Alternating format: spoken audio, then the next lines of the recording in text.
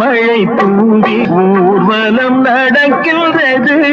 மழை தூவி வசந்த ஊர்வலம் நடக்கின்றது. சிஎஸ்ஐ என்கின்ற ஸ்தாபனத்திலே பாஸ்டர்கள் பிஷப்மார்கள் வரும்போது ஆடம்பர வரவேற்பு கொடுப்பார்கள், பிரம்மாண்ட வரவேற்பு கொடுப்பார்கள். மட்டுமல்ல, பெந்தைகோஸ்தேயிலே கூட ஒரு சினாட் என்கின்ற ஒரு காரியத்தை சில ஆண்டுகளுக்கு முன்பாக ஏற்படுத்தினார். அதை உருவாக்கினவர்கள் வந்தபோது ஒரு முறை சிஎஸ்ஐயிலே நடக்கிறதை காட்டிலும் அதிக பிரம்மாண்டமான வரவேற்புகளை எல்லாம் கொடுத்தார்கள். இளம் பெண்களை எல்லாம் கூட்டி வைத்து குத்தாட்டம் போட்டு ஒரு வரவேற்பை கொடுத்தார்கள். மட்டுமல்ல, ஜான்ஜபராஜ் போன்ற செழிப்பையே பேசுகிறவர்களுக்கு ஒரு பிரம்மாண்ட வரவேற்பு கொடுப்பது, அதுவும் சினிமா பாடலை போட்டு வரவேற்பு கொடுப்பதெல்லாம் அப்படி நடக்கவில்லை என்றால் தான் நான் சந்தேகப்பட வேண்டும். ஆனால் பெந்தைகோஸ்தேயிலேயே ஒரு குரூப் இருக்கிறது. வெள்ளையும் தான் போடுவார்கள், தாங்கள் அதிபரிசுத்தமானவர்கள் என்று காண்பிப்பதற்காக அப்படி வெள்ளையும் தான் போட வேண்டும், இல்லை என்றால் அங்கே பாஸ்டராக இருக்கவே தகுதி இல்லை என்கின்ற அடிப்படையிலே ஒரு கூட்டம் இருக்கிறது. அதிலே முக்கியமான ஒன்று சிபிஎம். அதே போல ஒன்றுதான் ஏசிஏ என்று சொல்லி ஒரு அமைப்பு. நகை போடக்கூடாது, கொலுசு போடக்கூடாது, தலையிலே பூ வைக்கக்கூடாது, கையிலே மருதாணி போடக்கூடாது என்கிற கட்டுப்பாடுகள், இதெல்லாம் பரிசுத்தத்திற்கு ஊறு விளைவிக்கிற செயல்கள்.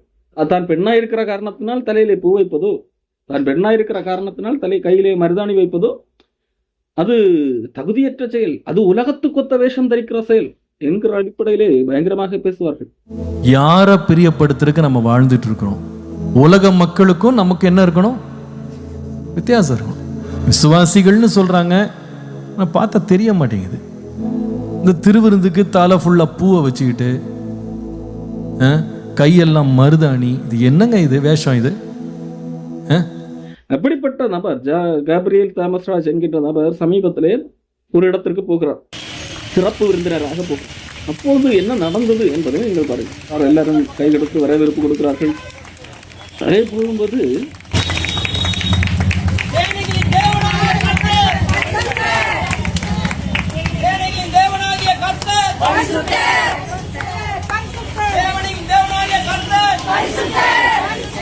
சேனைகளின் கர்த்தர் பரிசுத்தர் தான்.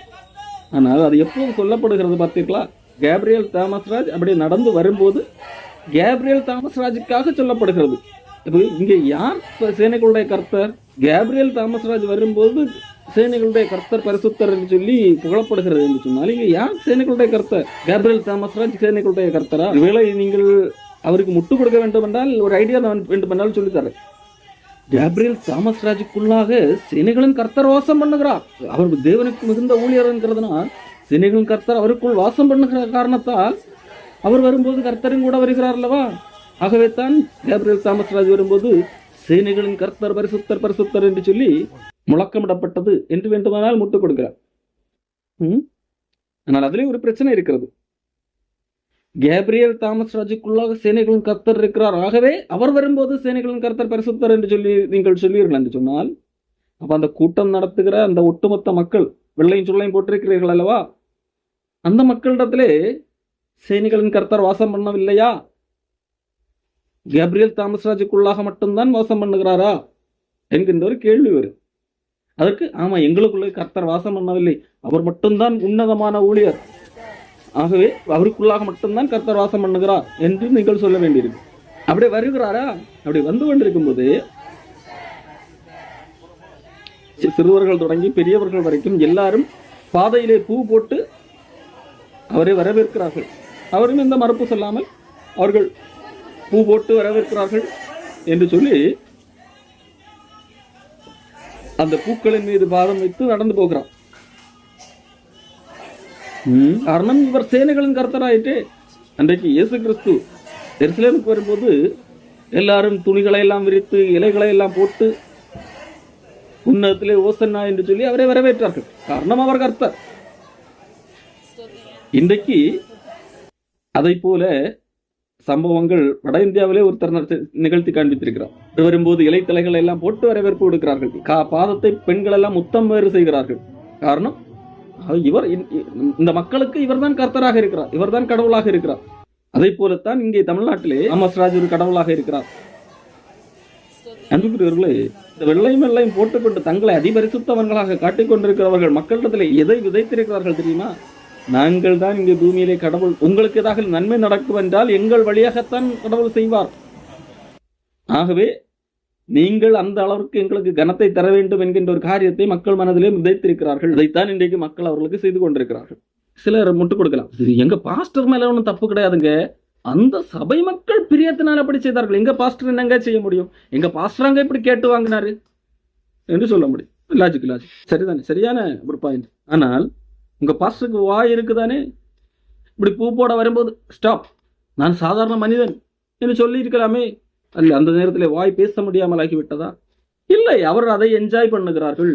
அப்போஸ்தல நடபடிகள் 14ஆம் அதிகாரத்திலே ஒரு சம்பவம் நடக்கிறது. பவுலும் பர்னபாவும் லீஸ்திரா என்கின்ற பகுதியிலே போகிறார்கள். அங்கே பிரசங்கம் பண்ணி கொண்டிருக்கும் போது, தாயின் வயிற்றிலிருந்து பிறந்தது முதல் சப்பானியாக இருந்து ஒருபோதும் நடவாமல் கால்கள் வழங்காதவனாய் உட்கார்ந்து பவுல் பேசுகிறதை கேட்டுக்கொண்டிருந்தான். பவுல் அவனை உற்று பார்த்து, அவனிடத்திலே ரட்சிப்புக்கேற்ற விசுவாசம் உண்டென்று கண்டு, நீ எழுந்து காலூன்றி நில் என்று உரத்த சத்தத்தோட சொன்னான்.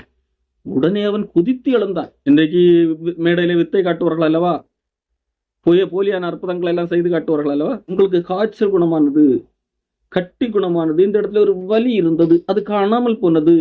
அப்படி அல்ல, தாயின் வயிற்றிலிருந்து பிறந்தது முதல் சப்பானியாக இருந்து ஒரு காலம் நடவாதவன் குதித்து எழுகிறான். இதை பார்த்த அந்த கிராமத்து மக்களுக்கு மிகுந்த ஆச்சரியம். தேவர்கள் மனுஷ ரூபம் எடுத்து இங்கே நம்மிடத்திலே வந்திருக்கிறார்கள் என்று சொல்லி அவர்களுக்கு பிரம்மாண்ட வரவேற்பு கொடுக்க வேண்டும், அவர்களை பெரிய அளவிலே கௌரவிக்க வேண்டும் என்று சொல்லி அவர்களுக்கு பலியிட மனதாக இருந்தார்கள். பவுலும் பர்னபாவும் சாதாரண மனிதர்கள் அல்ல, அவர்கள் கடவுள்கள், யூபிட்டர், மெர்க்குரி என்று சொல்லி அவர்களை வழிபடுவதற்கு துணிந்தார்கள். எருதுகளை கொண்டு வருகிறார்கள், பூ மாலைகளை கொண்டு வருகிறார்கள். பவுல் என்ன செய்தார்? நான் அற்புதம் செய்தேன், இப்பொழுது மக்கள் என்னை அதிக அளவிலே கனம் பண்ணுகிறார்கள், வாருங்கள் வாருங்கள், மாலைகளை எல்லாம் கொண்டு வாருங்கள், எனக்கு அந்த எருதுகளை எல்லாம் பலியிடுங்கள் என்று சொல்லி அதிலே புலகாகிதம் அடைந்தாரா? இல்லை. அவர் என்ன செய்தார் தெரியுமா? ஐயோ, ஏன் இந்த மக்கள் இப்படி செய்கிறார்கள், சட்டைகளை கிழித்துக் கொள்ளுகிறார்கள், ஐயோ இப்படிப்பட்ட ஒரு காரியம் நடக்கவே கூடாதே என்று சொல்லி தங்கள் சட்டைகளை கிழித்துக் கொண்டு மக்களை பார்த்து சொல்லுகிறார், ஐயோ நாங்களும் உங்களைப் போல பாடுள்ள மனுஷர் தான், நாங்கள் ஒன்றும் தெய்வங்கள் கிடையாது, நாங்களோ தெய்வ பிறவி எல்லாம் கிடையாது, நாங்களும் உங்களைப் போல சாதாரண பாடுள்ள மனிதர்கள், பாடுபடக்கூடிய சாதாரண மனிதர்கள் என்று சொல்லி அதை தடுக்கிறான். ஐயோ இப்படி பண்ணாதீர்கள், இந்த பூ மாலையெல்லாம் போடாதீர்கள், இப்படிப்பட்ட ஆடம்பர வரவேற்பு எல்லாம் செய்யாதீர்கள், எங்களை கடவுளாக நினைத்து எங்களுக்கு பலி செலுத்தாதீர்கள், நீங்கள் தேவனிடத்திற்கு திரும்ப வேண்டும், இந்த வீணான தேவர்களை விட்டு ஜீவனுள்ள தேவனிடத்திற்கு திரும்ப வேண்டும் என்பதாக சொன்னார்கள். அன்புக்குரியவர்களே, அன்றைக்கு பவுலை பர்னபாவை பிரம்மாண்டமாக கௌரவிக்க நினைத்தவர்கள் கடவுளை அறியாதவர்கள், வீணான தேவர்களை பின்பற்றக்கூடியவர்கள், அவர்கள் அறியாமையினால் செய்தார்கள். அதை பவுல் திருத்துகிறார், இப்படி செய்யக்கூடாது, நாங்களும் உங்களைப் போல சாதாரண மனிதர்கள், பாடுபடக்கூடிய மனிதர்கள், நாங்கள் உங்களை காட்டிலும் வித்தியாசமானவர்கள் அல்ல, எங்களுக்கு ஒன்றும் கொம்பு முளைக்கவில்லை என்று சொல்லி தடுக்கிறார். ஆனால் இன்றைக்கு நாங்கள் போதகர்கள், நாங்கள் பிஷப்புகள், நாங்கள் பெரிய ஊழியக்காரர், நாங்கள் வெள்ளை சொல்லையும் போடுகிறவர்கள், அப்போ எங்களுக்கு இந்த மரியாதை ஏற்கத்தக்கது என்று சொல்லி காணப்படுகிறார்கள். மாய்மலக்காரர்கள் இந்த திருவிருந்துக்கு தலை ஃபுல்லா பூவை வச்சுக்கிட்டு கையெல்லாம் மருதாணி, இது என்னங்க இது வேஷம்? இது கூட பூ வைக்கிறார்கள், மருதாணி வைக்கிறார்கள், திருவிருந்து வாங்க வரும்போது வைக்கிறது, அதுதான் பிரச்சனையா? திருவிருந்து வாங்க வரும்போது பூ இருக்கக்கூடாது, மருதாணி இருக்கக்கூடாது, மற்ற நேரத்தில் இருக்கலாம் என்று சொல்ல வருகிறாரா? அப்போ வேஷம் போட வேண்டுமா? திருவிருந்து வாங்க வரும்போது மட்டும் கடவுள் அங்கே இருக்கிறார், மற்ற நேரத்தில் கடவுள் இருக்க மாட்டார், ஆகவே அந்த நேரத்தில் மட்டும் நீங்கள் கடவுளுக்கு முன்பாக வேஷம் போட வேண்டும் என்று சொல்ல வருகிறாரா? அன்புக்குரியவர்களே, இவர்கள் மாய்மலக்காரர்கள். பூ வைக்கக்கூடாது என்று சொல்லி சொல்வார்கள், எங்களிடத்திலிருந்து பூவை பறிப்பார்கள், ஆனால் இவர்களோ பூவில் நடப்பார்கள். தயவு செய்து இப்படிப்பட்ட மாய்மலக்காரர்களை விட்டு வெளியேறுங்கள். யார பிரியப்படுத்துறதுக்கு நம்ம வாழ்ந்துட்டு இருக்கிறோம்? உலக மக்களுக்கும் நமக்கு என்ன இருக்கணும் வித்தியாசம்? கொஞ்சம் ஒழுங்கீனங்களை பார்க்குறேன். விசுவாசிகள்னு சொல்றாங்க, ஆனால் பார்த்தா தெரிய மாட்டேங்குது. அவங்களுடைய செயல்கள், அவங்க தோற்றங்கள்லாம் இப்போ கொஞ்சம் கொஞ்சமாக மாறிட்டு வருது. அது கொஞ்சம் கவனிக்கணும். பூவை வச்சுக்கிட்டு இது என்னங்க இது வேஷம்? இது இது என்னமோ புதுசு புதுசாக இப்போ வருது, என்னமோ புது புது பழக்கங்கள்லாம் வருது. இதெல்லாம் என்ன புது புது பழக்கங்கள்? ஏன் உலக மக்களை போலவே உங்களை காமிச்சுக்கணும்னா இது நல்லா இல்லை பார்க்குறக்கு. யாருக்கு பிரியமாக இருக்க விரும்புகிறேன்? மனுஷரை பிரியப்படுத்த விரும்புகிறேன்னா அதில் கொஞ்சம் கவனமாக இருங்க. கர்த்தர் தாமே உங்களுக்கு உணர்வை தருவாராக.